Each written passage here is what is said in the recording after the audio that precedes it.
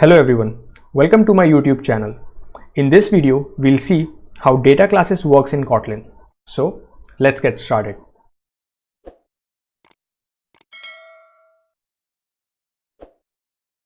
According to the definition, data class is a simple class which is used to hold data or state and contains standard functionality. A data keyword is used to declare a class as a data class. Do not worry about this if you don't understand this, because we'll see a simple example for that. So to understand a data class, let's first check the normal class, how normal classes works in Kotlin. So here I'm creating one class as user, and in the constructor of this class I'm taking two values, that is name of string type and let's say email of string type. So I've declared two properties here in the constructor of user class. I've taken val here, you can take var as well, no issues. So this is a simple class in Kotlin. Let's create one simple object of this user class. And in this object, let's pass one name, Yash, and I'll pass one email ID, a dummy one, yash@gmail.com.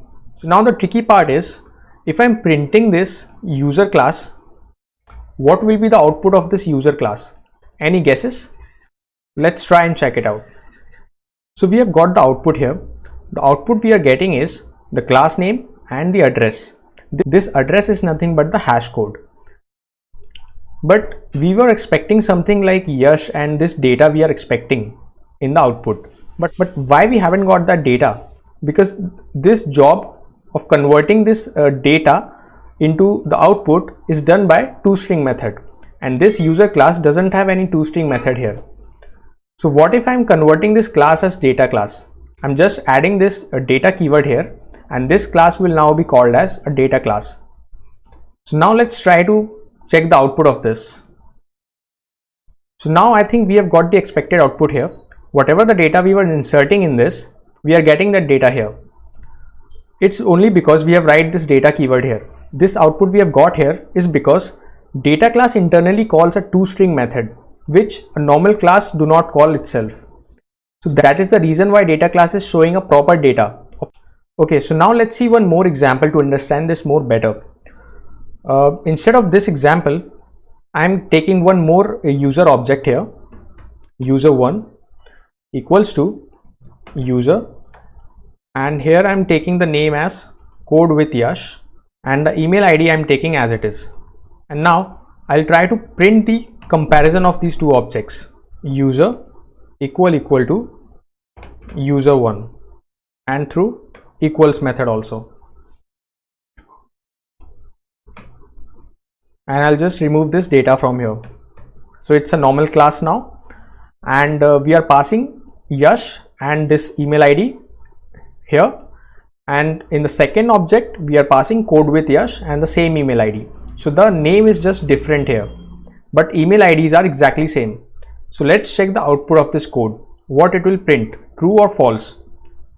Let's check it out.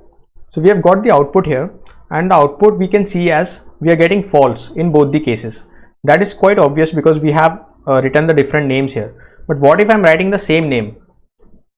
Now let's check the output once again. Let me delete this. Okay, so we are getting again false and false, but we are having same data here, right? So how is this possible? This is because we are having a different references, and internally these equal methods are comparing the references through hashcode method.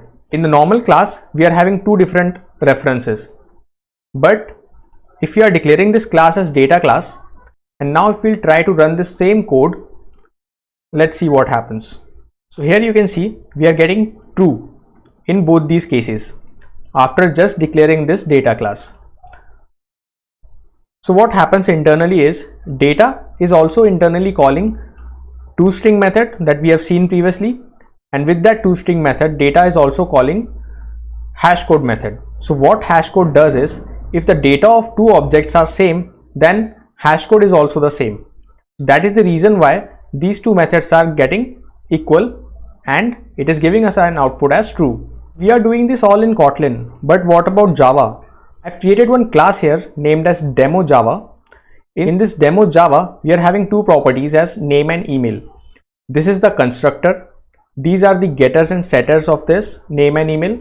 I'm having equals method here, hash code method and toString method. So in Java, we have to write all these methods explicitly if we want to use them, like this equals method, hash code method and this toString method with all these getters and setters.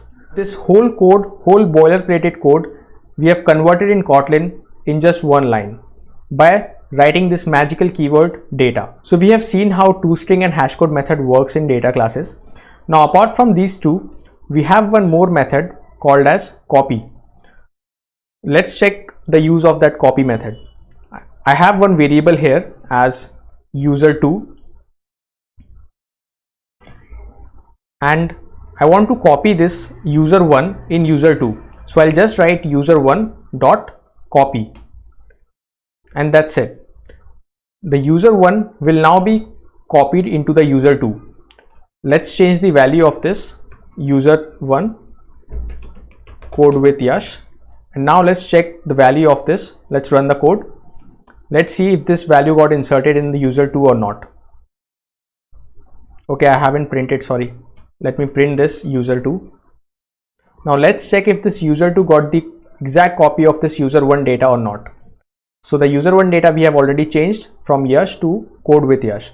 So let's run and check the output of this code. Here's the output. As we can see, we are printing here code with Yash, that is user1, and we have successfully copied this user1 into user2. Till now, we have seen toString, hash code and this copy. So let me tell you some important key points. If you want, you can write also or save this video for later purpose. In order to create a data class, we need to fulfill the following requirements. So the data class should contain primary constructor with at least one parameter. So if I'm not writing these primary constructor, the data class won't work. As you can see, this is giving us an error. Next is parameters of primary constructor marked as val or var. So this is also very important. It should be val or var here. Data class cannot be abstract, inner or open or sealed. So data class cannot be assigned with these keywords. Before 1.1 version, data class may only implement interfaces, but now after that, data class may extend other classes also. So this is also a quite important point.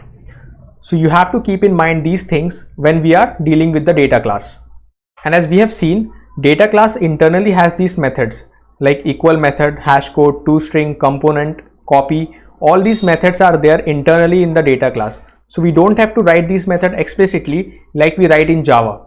As we have seen this code, we have a huge code here which we have converted in Kotlin just writing this data keyword. So this is the advantage of data class. So I hope you have found this video useful. Please subscribe to our YouTube channel and I'll see you in the next video. Thank you so much.